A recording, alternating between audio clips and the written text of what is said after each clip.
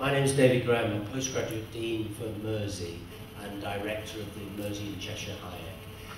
I'd like to ask a question to help solve a problem, and it's about that, your issue you raised here about the orthopaedic surgeons, getting them to all work the same way.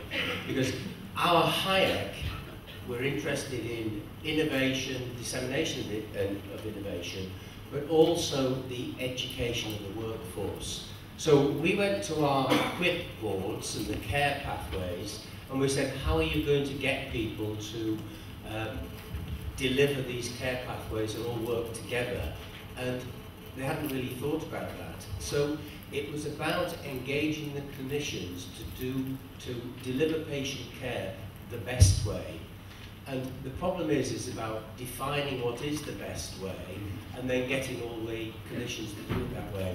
And a problem, just picking one example, the diabetes pathway, you'd think it would be easy to get all the clinicians to agree the one best way to treat diabetes, and then all of the junior doctors who rotate through our hospitals and general practices would also know that is the best way to treat diabetes. The whole of healthcare would know. Now, it is difficult to do it. So it's that step to get the clinician engagement. Sorry, that went on a bit. Yeah. Well, this is the population-based systems is what I believe in very strongly. Partly on the evidence that I did it for antenatal screening and cancer screening, which are quite simple things. You define population. But actually, I wrote an article in the Lancet in 1983 saying it was called Planning in a Time of Zero Growth, which is Mrs. Thatcher's time. Now, zero growth is a good time for people in the knowledge business. I'm sure Michael would agree that when there's more money, people are much less interested in knowledge. And this article said we should run the whole of healthcare on the basis of systems like asthma, or pelvic pain, or confused elderly people. And we should run the budgets in that way. And I showed this article to somebody last year, and I showed him the date. He said, oh, it's clever, Mio, you're clever to have written that in 1983. So I rushed and showed it to somebody else, and he looked at the date and he said, what the fuck have you been doing for 27 years? And the answer is really for the bankers. And this is, I'm very keen to do this. I've discussed this with David Fillingham, and I was at a great meeting, and some of you may have been there in Aintree Racecourse. It was fascinating, actually. The clinicians groups were there in one grandstand, and the public health meeting in another grandstand, and I was the only one who knew that both of those meetings were taking place. But he said, what I've said with that meeting with David, supposing we took something relatively simple, like orthopedic musculoskeletal disease. We spend about £100 million per million population in musculoskeletal disease, not counting general practice, that's not counting education research, those are talks. So that means in the Northwest, what's the population in the Northwest roughly? 5 million? So that's 500 million per year. So then we say, well, how many rheumatoid arthritis services should there be? And that might be a bigger number than, say, epilepsy, which you refer to. And we get the patients involved. And so someone asked me yesterday, we're doing the second edition of a thing called the Atlas. What's the funding rule? I said, it may not exist.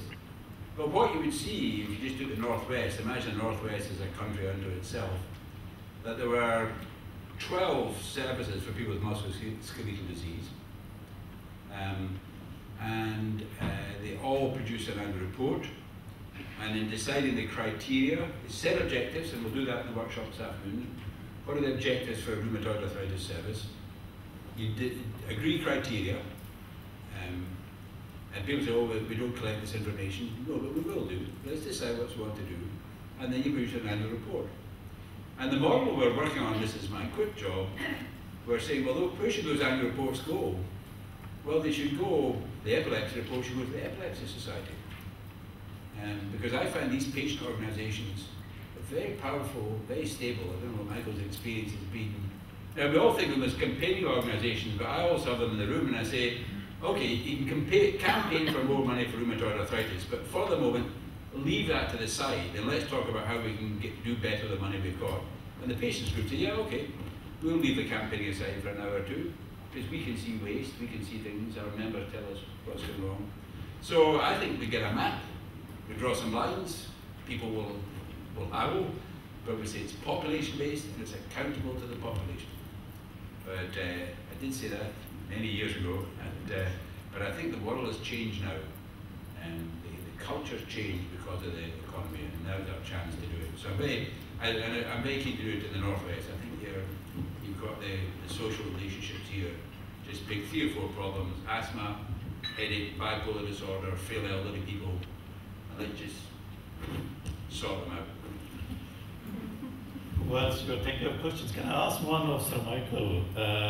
How did we get to that situation? And have we learned enough lessons? And are you confident that we can actually bust all this bureaucracy? Well, I'm not quite sure what the question is, but to come back to what you were saying, the Dean was saying, what we're talking about is an implementation science. It's a new science. It's not one that you'll become a fellow of the Royal Society, but actually it's something that potentially has great impact. But the sort of things that we're doing at NICE to try and stimulate uptake. Firstly, I'm actually very keen on getting the kids, your flock, using our guidelines, and in the future using a new thing that we've only started producing called NICE Pathways. One of our difficulties at NICE is we produce so much stuff that in stroke, you have to look around all sorts of different places. And we've produced these pathways which incorporate all NICE guidance, not just the particular guideline. You can get it, access it, relatively easily on your iPad. The things that kids use rather than paper and that sort of stuff. And it'll be an app, I'm told, in 6 weeks. And we've got about 20 of these pathways. We hope to have about 70 over the course of the next 9 months or so. So the Jesuits always say, give me a child before the age of 7 and I'm a Catholic for life, and I'm a bit like that with your flock, because I think they can do an awful lot, and they can do an awful lot in teaching their consultants. I mean, senior registrars always traditionally have taught their consultants. I learned that's what I mentioned from my senior registrars. And so we've got to get them involved in, as it were, bringing it all here. And to be fair, the Royal College have been very helpful, and they incorporate a lot of nicer stuff in the exams. And so I'm optimistic that some crusty old orthopods will come to heel eventually. Thank you. Any more questions?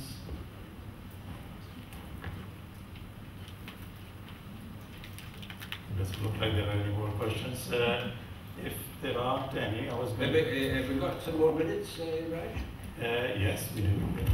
Just Mike and I, we're old guys. We've set up a project called 2040. Speak for yourself.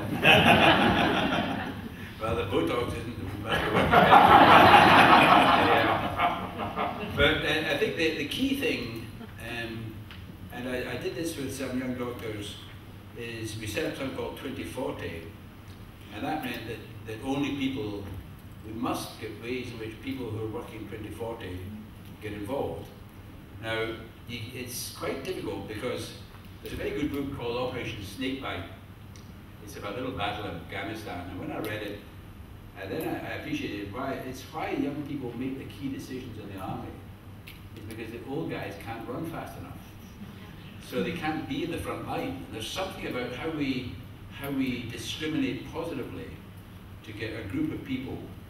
Now, you may all be working 2040, of course, if we do with retirement age, but let's assume we need to find somebody, take Michael's challenge, so somebody to get the 25 to 35-year-old group actually doing these things. So if we took the system side, we're very interesting to think of getting groups where they, and I'm doing this now increasingly, where I say to the youngsters, well, you do it. I'll tell you the mistakes we've made. I've got a list now of 100 mistakes, and then I ran out of energy at that time. But we've got things we can offer, but we have to change the dynamic in the health service. And of course, you're the ones who are seeing this group. So I think we must hear from someone aged 25 to 35 or no one gets any coffee. Can we do it? I just find volunteers if there isn't one. Anyone, how could we use the trainees more? How could we give the trainees as a group, nurses and doctors, a task, like sort out diabetes care through the education institutions?